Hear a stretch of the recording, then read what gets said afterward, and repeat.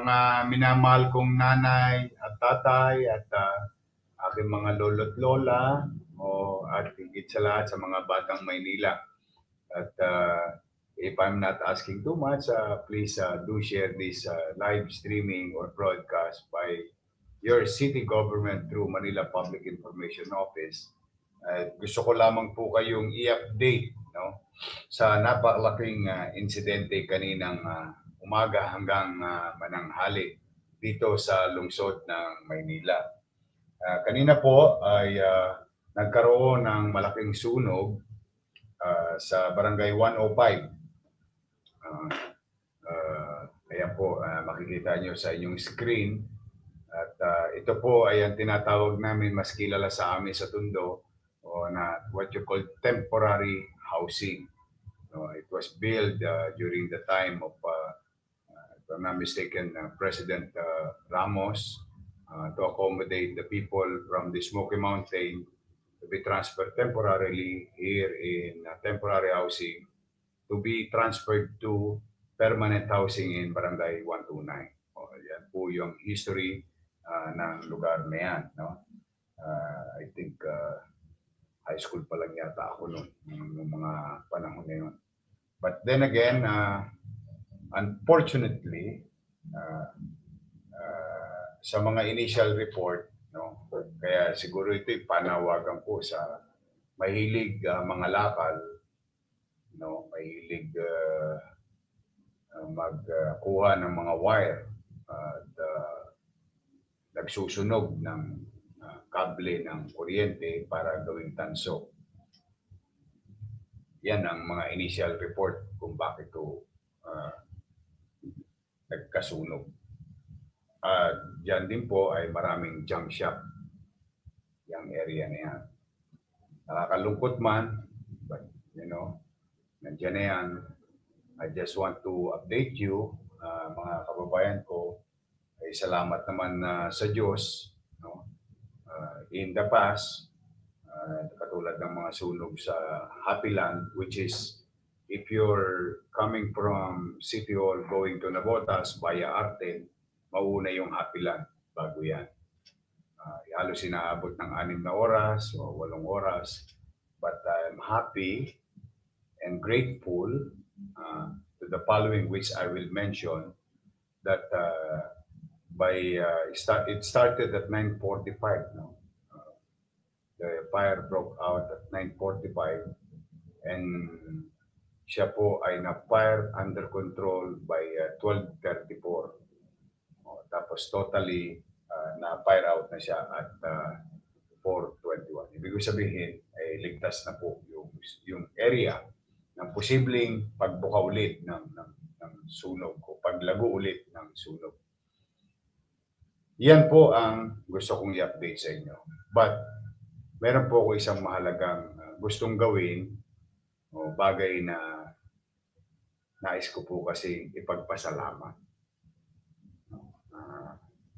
I owe it to a lot of people. When I came in, immediately when I found out na kasunog, I went to the area to take full control and command of the situation. And through the help of some asset, local and our neighboring local government, the national government, for that matter, inabot lang halos na 3 oras para talagang ma-control na yung sunog. At awa naman Diyos ay natapos na. So bago ko pasalamatan yung mga sumusunod na sa ganitong paraan man lamang ako'y makapagpasalamat on behalf of the people of Manila, nais ko munang ipalam sa inyo na 865 as we speak, 7:45 p.m. tonight, no, ay 865 families po ang affected. Salamat naman din. Hindi ko minamaliit yung numero, pero kaming mga taga Maynila at mga taga Tondo at mga taga Barangay 105 at yung adjacent barangay na 101, alam nila kapag yan ay napabayaan, kaya yan umabot ng 2 hanggang 3,000 pamilya. Ibig sabihin, kung maalala po ninyo last year, nagkasunog din dyan, umabot sa 2,000 plus families. I was there aftermath, no? Nung aftermath, di naman po ako ang mayor noon. It took a while bago na-resolve yung sunog na nabot ng 2,000 mahigit na pamilya. But dahil sa effort nga po ng ibang tao, ay ito naman ay nasa 865 families lang. Ibig sabihin, naagapan po. Hindi nakatawid, hindi lumayo, pero malaki pa rin yung sunog sa gitna. So 865. Then, of course, nagluto kagad ng makakain at may handang tulong ang ating direktor na si Director J. De La Puente at para makapaghanda na ng hot meal and all other needs na kakailanganin, deployment na kakailanganin, at maraming salamat sa ating mga social worker sa MSW or Manila Social Welfare Department ng ating lungsod through Director J. De La Puente. And ngayon naman ay kami naggagayak na rin para naman sa financial assistance which may happen tomorrow, no? Para sa ating mga biktima ng sunog sa bawat pamilya. But sila naman po ay pansamantala na nailagak sa mga basketball court ng 104, 105 at iba't ibang eskwelahan nearby and adjacent to the community. Kaya maraming salamat sa ating school division office, si Ma'am Nerissa at mga principal. Immediately, they open up their schools to accommodate our fire victims para kahit paano makapag-settle in at kung ano man yung mga nailigtas nila, no? Nailigtas nila na mga gamit na naipundar nila ay maitabi muna sa maayos. Kaya maraming salamat sa SDO family at saka mga principal at kay Superintendent Nerissa. So they're okay now so far. Kumanatag kayo mga taga-lungsod ng Maynila. Now, yung atin naman pong mga ibang naka-inhale, katulad namin, masama pala talaga yung usok. Kala ko bata pa ako. But then again, we have to be there. We need to put things in order and put direction, pooling all resources and utilize it properly, efficiently, and quickly in a given tragedy or challenges or crisis for that matter. Now, ito po ang dalawa nating nasa ospital, nasa Gat Andres Bonifacio, si Dagoy Kendra, 14 years old. Discharge na siya. Si Umaday Nestor, discharge na rin po siya. At yung isang bata kaninang nilapitan ko, maraming salamat Red Cross. Gusto ko rin banggitin pala yung Red Cross. Tumulong sila sa atin kanina. Now, I hope you don't mind. Please, if you're watching, sa mga miyembro, kawani ng mga babasahin kong opisyal, maraming salamat po. The City of Manila express its utmost gratitude to the following officials and agency. The Department of National Defense and the Office of the Civil Defense, led by Defense Secretary Gilbert Chodoro, through Defense Assistant Secretary Arsenio Andolong. Sila po ang kinausap namin nung nagta-Task Force Alpha pa lang, bago pa maging Task Force Charlie, no? Tinawagan na namin sila on the way there, talking to MDRRMO Chief Arnel Angeles on the situation while on the way there. Sabi niya, uncontrollable pa yung fire at maaari pang lumaki. So bago pa siya lumaki, humingi na kami ng tulong sa National Defense, Department of National Defense, and OCD through Secretary Gilbert Teodoro and Defense Assistant Secretary Arsenio Angulo. To the DND family and OCD family, thank you very much. Baka naman pinagtataka ninyo paano na-involve ang DND at OCD.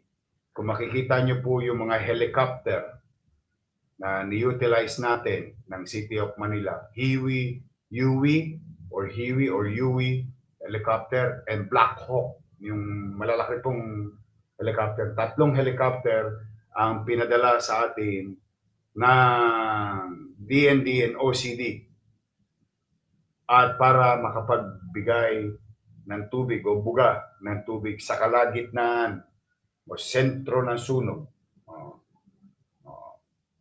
Ayan po yung nagamit natin. At ako na po ay testigong buhay. First time na nangyari na na-utilize natin through Chief of Staff Cesar Chavez, no?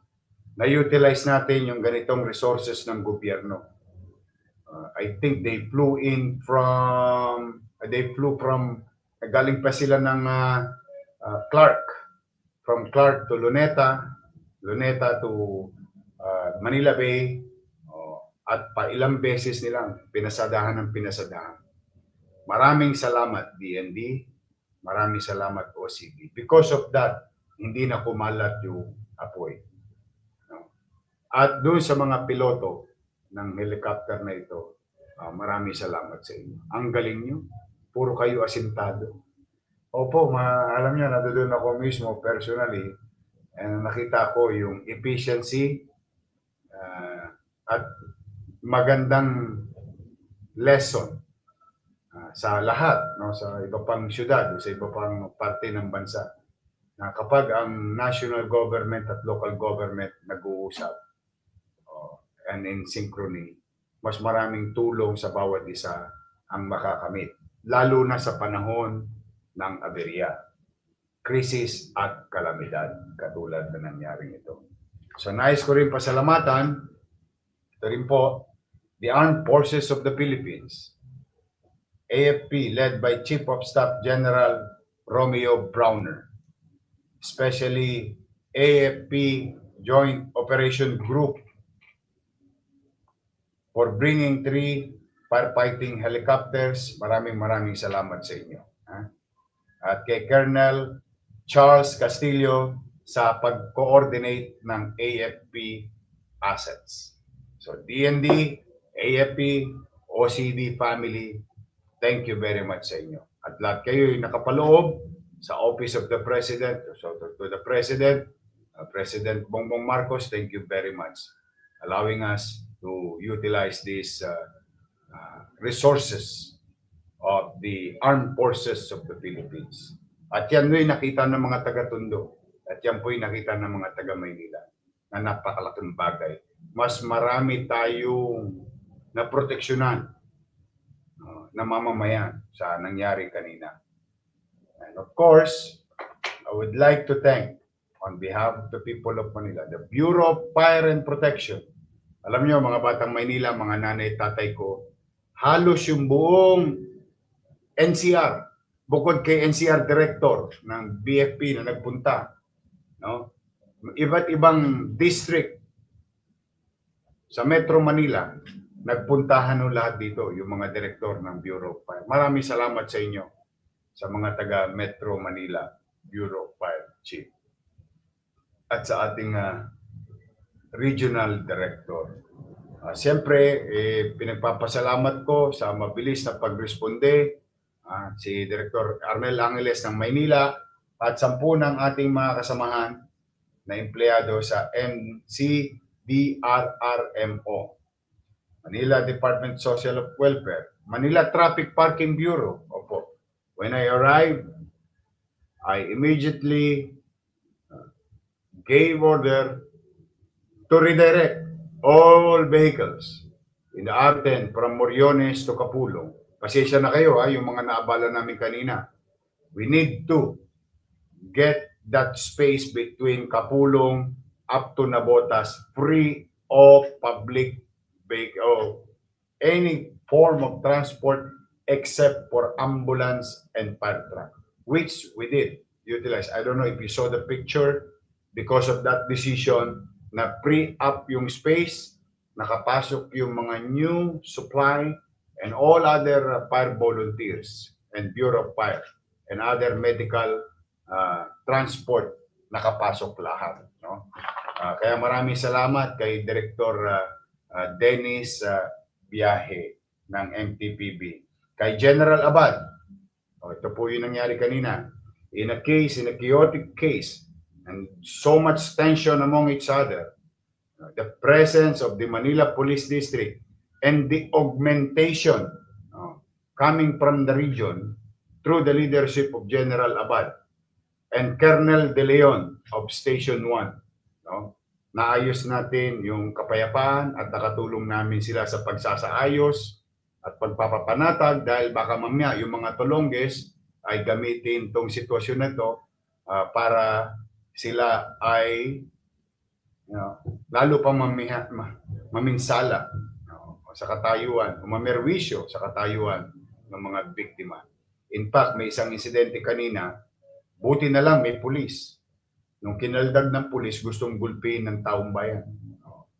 But that will be subject for my investigation later on. Buti na lang talaga. So General Abad, thank you very much. At yung sa ating, hindi ko lang alam ang tawag sa platoon na yun or grupo na yun. Something to do with DMD or basta it's an augmentation force from Philippine National Police through NCR na napunta sa amin. At kay Colonel De Leon na naging command post, converted into command post yung Station 1 to help us manage all the trucks and traffic all the way to the eastern side of the city. Thank you very much sa inyo. At sa ating mga barangay officials na nakatulong natin doon, lalo na yung mga tanod, maraming salamat sa inyo. At of course, SDO family, fire volunteers. Alam niyo ba mga batang Maynila, as far as Binyan, Laguna, responded to help the city of Manila today. Shout out sa mga taga Binyan, Laguna fire volunteers at sa lahat ng fire volunteers sa Metro Manila at fire volunteers na nasa Maynila. Nagdatingan ng mga tanker, pumper, name it, everything is there. In fact, I could honestly say, as far as your eyes can see, ang daming nagdatingan talaga, nagtulong-tulong. And putting things in right order, nagkaroon ng synchrony of activities, including our Vice Mayor Chi Atienza, which I ordered to take the lead. Pamahalaanan ang ating eskwelahan, evacuation site at ang MDSW. Dahil gusto ko sila na tumangan sa mga biktima habang pinupula habang inaayos namin yung sunog. So thank you very much kay Vice Mayor Chi Atienza. Sa mga residente na tumulong din, at nakiisa nung pinatatabi ko sila lahat. Kasi alam niyo naman na sunog, lalo na yun, parang pelikula eh. Kasi helicopter dito, helicopter doon, helicopter. Talagang it's like an entertainment to them, but with all honesty, pinagpapasalamat ko sa mga taga-Tondo na nakinig kayo sa akin na umusog, tumabi, for your safety, at para makagalaw ang lahat. So sa Red Cross, maraming salamat. At sa mga hindi ko pa nabanggit, again, the City of Manila express its utmost gratitude to each and every one of you. Now, ito lamang po, tatandaan po natin pag may mga ganitong krisis, ang kooperasyon ng mamamayan at pakikinig. Alam kong nalilito tayo, natataranta. Pero ang pakikinig sa mga leader, magdudulot ng mas mabilis na aksyon. This is a testament or a sample case. When you take, when leaders, no, will take responsibility and the constituency o yung ating mamamayan ay makikinig, mas mapapabilis ang pagtatrabaho ng mga kinaukulang tao at masawata yung krisis o aberya. Just imagine, ito siguro alam to ng mga taga-Aroma, taga Happy Land. Ilang beses na yan nasusunog. Laging malaki ang sunog dyan kasi nga maraming light materials. But today, because of synchronization of activities, one direction, one common goal, iligtas ang mas maraming ari-arian ng taong pinundar ng tao at maligtas ang tao sa gitna ng krisis na ito. Ayan, napabilis, hindi lumaki, naisaayos. We are now moving on the next phase of the approach of your city government. Yung paano naman pangangalagaan yung mga nabiktima ng sunog. Abangan po ninyo yan, patuloy po kami mag-update. For the meantime, we wanted to use this opportunity to thank each and everyone, those who helped, no? At lalong-lalo na sa OCD, sa DND. I hope this can be a playbook for others because sayang, ang galing ng OC, ang galing ng ano talaga, ang galing ng mga helicopter. At daman-dama mo yung puwersa ng pagbuhos ng tubig. Nararamdaman namin sa ground at talagang malaking epekto favorably doon sa sitwasyon na ito ay masawata agad. So yan na po muna mga kababayan sa lungsod ng Maynila at mag-iingat po kayo. Sa mga mahilig magsunog at magtanso, ayan, maging takdang aral sa atin yan. Ayan ang idudulot yan. Nag-aharimunan tayo, ngayon wala na tayong bahay. Kaya maging responsable tayong mamamayan. Kaya lagi ko sinasabi sa inyo, kusang disiplina. Pag may kusang disiplina, mas less ang aberya. So muli ito ang inyong lingkod. Sasabing mag-iingat tayong lahat. Mahal ko po kayo. At may awan Diyos, makakaraos din tayo. Sa mga nasunugan, pumanatag kayo dyan. Nandiyan dyan ang ating social welfare through Director J. De La Puente at kami naman ay babalik para sa tulong para sa ating mga nabiktima ng sunog. So magandang gabi po at pagpalain nawa kayo ng buong may kapal. Stay safe, keep safe. Manila, God first.